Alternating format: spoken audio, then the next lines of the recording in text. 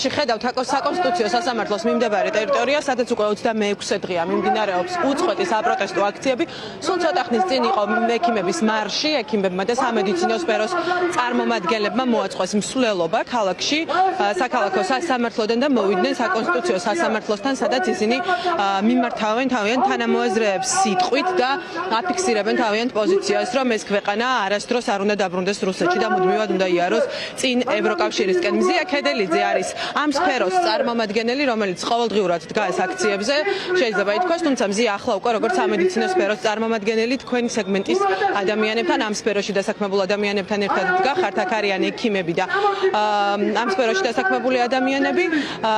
რა არის დღეს ექიმების პოზიცია?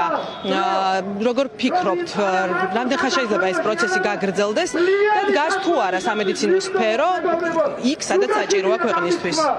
პირველ რიგში ყველა ექიმს საქართველოში მიულოცა თავის პროფესიულ დღეს და დიახ, დღეს ჩვენი პროფესიული დღეა და გადავწყვიტეთ ეს დღე ასე მარშით აღვეგნიშნა, რადგანაც დღეს ვჭირდებით ჩვენს ქვეყანას, დღეს უნდა ვიყოთ იმ ადამიანების წინააღმდეგ, ვინც იბრძვიან საქართველოს გათავისუფლების წინააღმდეგ არალეგიტიმური მთავრობისა და არალეგიტიმური პრეზიდენტისგან, რომ დააღწიონ თავი, იმიტომ რომ ჩვენ ვხედავთ, რომ ობსკურისკენ მივექანებით, რუსეთს უნდა ჩვენი გუბერნია ქცევა, ჩვენი არალეგიტიმური მთავრობის წყალობით, ამიტომ ექიმები ყოველდღურად გამოვდივართ აქ, მიდის ექიმებზე ფიზიკური ძალადობა, არიან პატიმრებით და ვუერთდებით ერთხელ კიდევ და ვიქნებით ბოლომდე, სანამ არ მიიღებენ გადაწყვეტილებას, რომ უნდა ჩატარდეს ერთიანი სამართლიანი არჩევნები. მადლობა, მზია ქედელიძეს უსმენდით, აქ არიან სამედიცინო სფეროს სხვადასხვა წარმომადგენლები, მე ვეცდები კიდევ გავესაუბრო მათ, თქვენ ცოტა ხნის წინ მიმართავდით თქვენს თანამოაზრეებს და საკმაოდ ემოციური იყო თქვენი სიტყვა, თქვენი პოზიცია, რა მუთხრათ ჩვენს ტელემაყურებელს,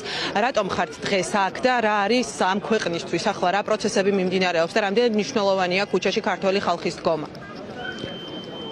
სამშობლო საფრთხეშია. საქართველოს საფრთხეშია.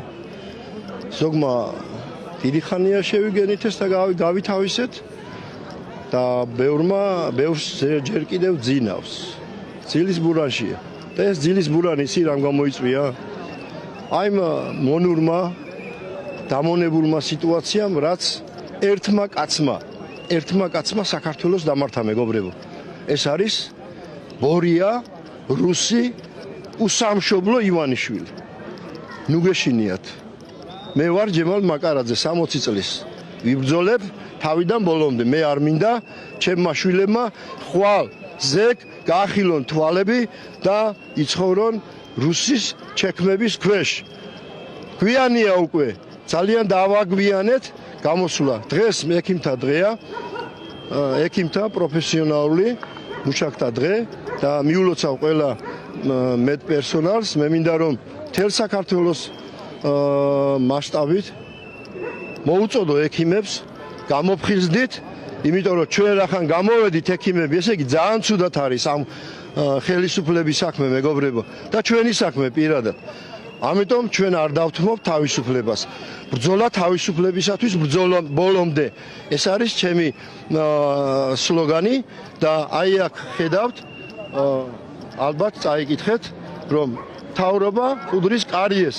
მე როგორც ექიმი, პროფესიით სტომატოლოგი, ამ ხელისუფლებას უკვე დაემართა ძალიან ღრმა კარიესი, მეგობრებო, სტყივა ვეღარ უძლებს და არ იცის რა გააკეთოს. ამიტომ შვიდა წყნარად ჩვენ მოქალაქეებმა რაც შეიძლება ყოველდღიურად ჩვენი ექიმების უმეტესობა ჩვენ აქ ვათენებთ და აქ გახდა ჩვენი მეორე პროფესია ღამე.